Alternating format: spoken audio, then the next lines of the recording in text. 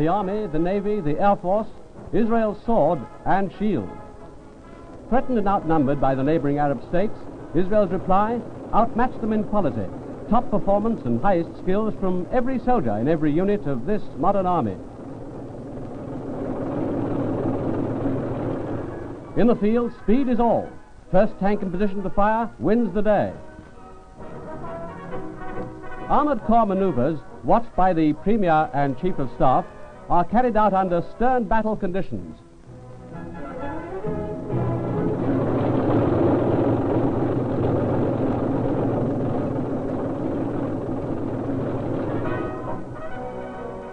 Training gets priority, training of mind and body. Specialist troops learn their weapons inside out.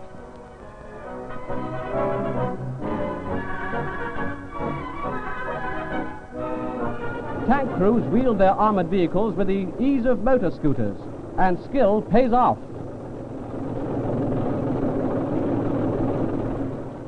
Artillery joined the tanks in combined exercises.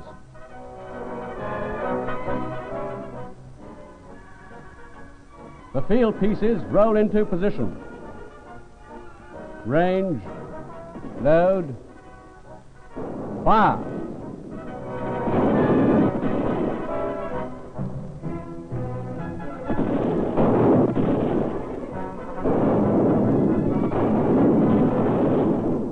Tanks and guns give support to the infantry, trained to fighting pitch.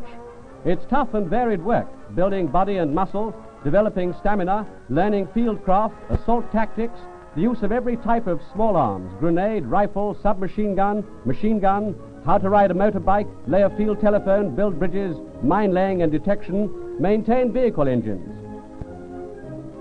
An army travels on wheels, but it marches on its stomach. Cooks are trained to be good even on field kitchens. The Army is the country's largest institute of adult education. Here, new immigrant soldiers are taught Hebrew, the biblical language of modern Israel.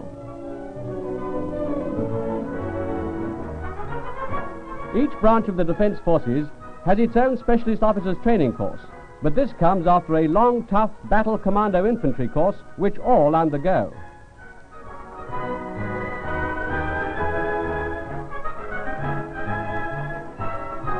It's a people's army, this Army of Israel. Reserves are its main strength.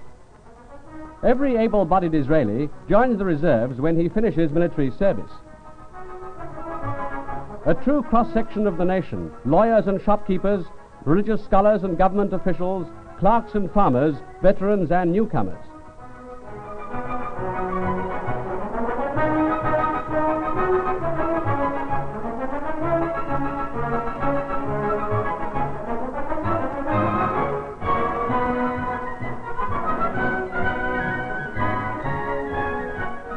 At least once a year, they return for a 2 to 4 weeks refresher course. In this way, they are up to date in the new techniques developed since they last served. Speedy call-up is the key to the reserve system. In an attack, reservists can be called from their jobs, rushed to any front in a matter of hours to take their place with their comrades in the line, regulars, conscripts, frontier settlers. In their peacetime training, they join in combined maneuvers with national servicemen and the regular army.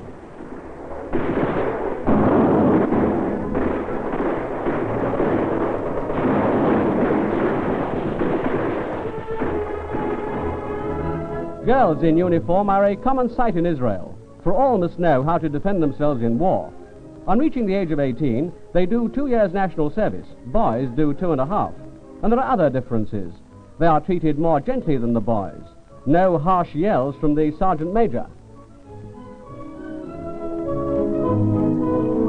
And no close crops from the barber. Just a tidy trim from the traditional bald-headed hairdresser to fit the new style hat she will now wear.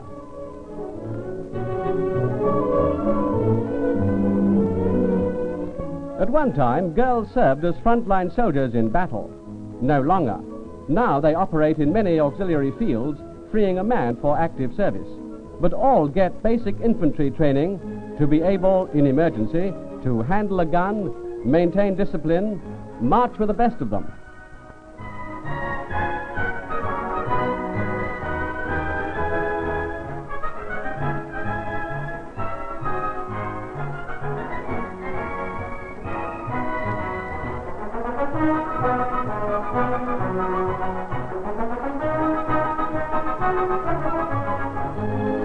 Basic training over, they are posted to units as telegraphists, radio operators, clerks. Some learn the telephone exchange, radar control, nursing, chart plotting for the Air Force. Many are trained as drivers. Hey, what about the instructor?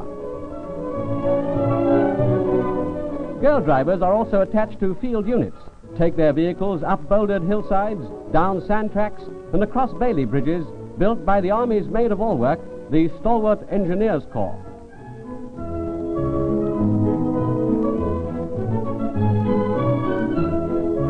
Some of the girls go to new immigrant farm villages, teaching the newcomers Hebrew. Others instruct the village women handling rifles in case of attack.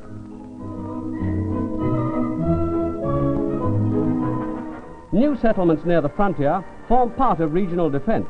Here, it's Army training on the spot. Snap tests keep them on their toes, vigilant, alert.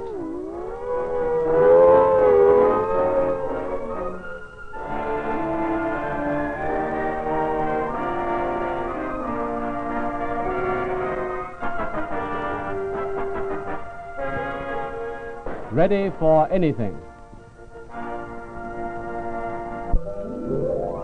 Elsewhere along the frontier are special farm settlements established by a unique corps of the Israel Army called Nachal, Fighting Pioneer Youth.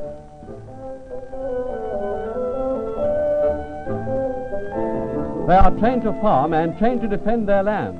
First job, anti-sniping walls round their homes. Then they cultivate their gardens. Nachal youth do everything themselves, from construction to farm work.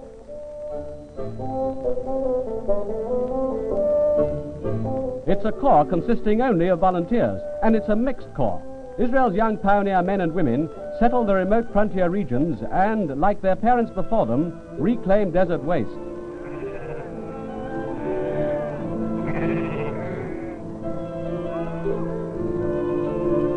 Danger from across the border is ever present. Like the ancient Jewish watchman, one hand on the sword, the other wrought in the work. And it's the work that gives the Army of Israel its special character, a character formed by the need to build and the need to defend.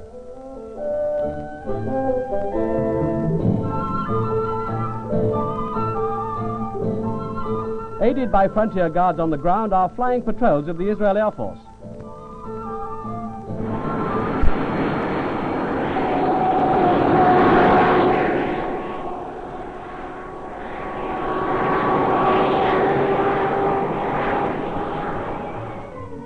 It's a modern all-jet force.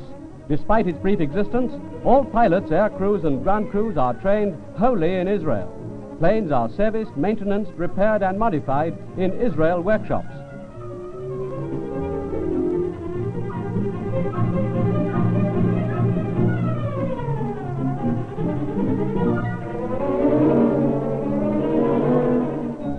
In addition to patrols, air crews take to the skies on advanced training to heighten skills, widen experience, sharpen reflexes, achieve complete mastery of this flying weapon.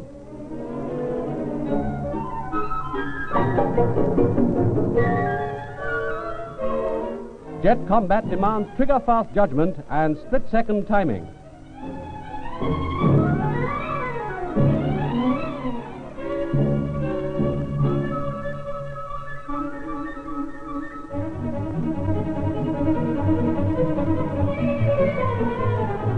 Off they go in tight formation.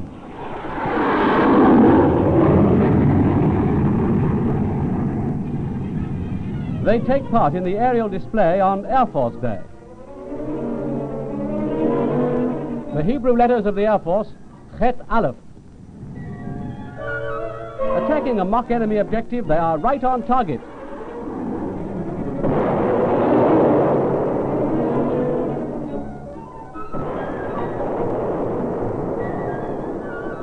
For light relief, helicopters dance a jig before the public.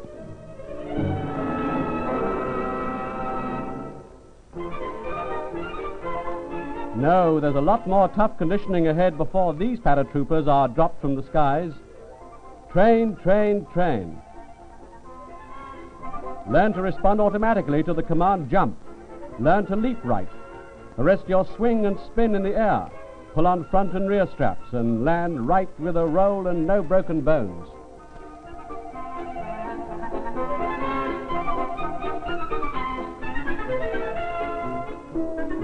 After ground training, they're ready for the real thing.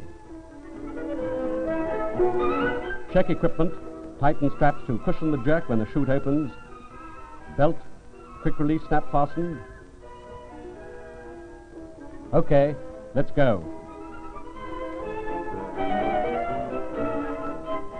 Nearing the dropping zone. Steady, steady.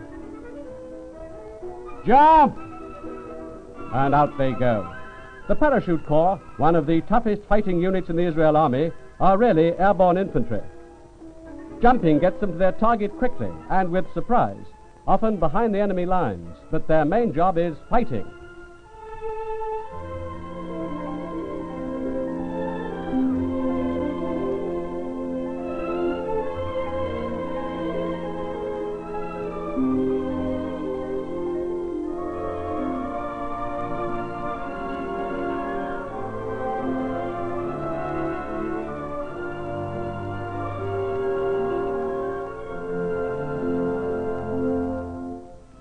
And other planes follow with guns, jeeps, equipment, and general supplies.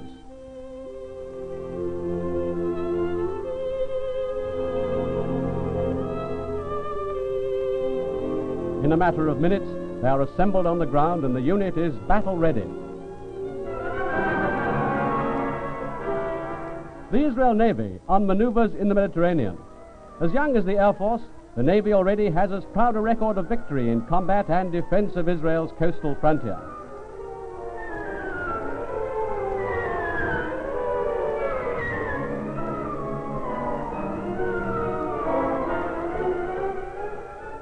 No, he's not fed up with his old ship and asked for a transfer. It's a test of seamanship for both crews. Squadrons hold frequent exercises at sea under battle conditions with everyone on the alert. Radar warns them of impending attack.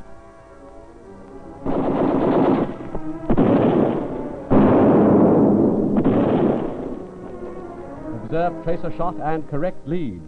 A new menace. Warning by underwater soundings. Enemy submarines. Close in. Depth charges.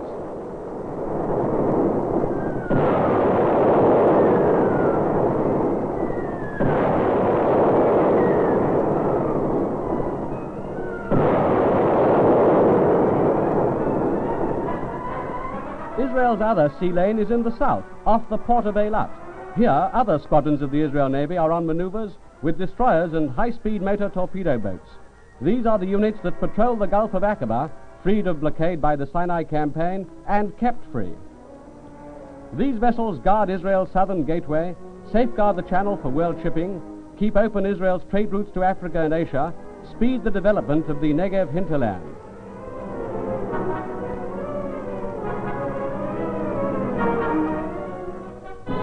The sailors of Israel's Navy have a proud place in the annual parade marking Israel's independence.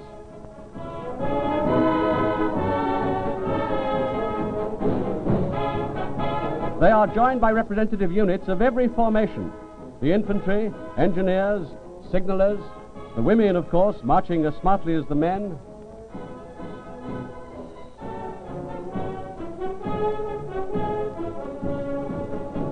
Ordnance, Nahal, Medical Corps, Air Force, paratroopers, the Armored Corps, and the artillery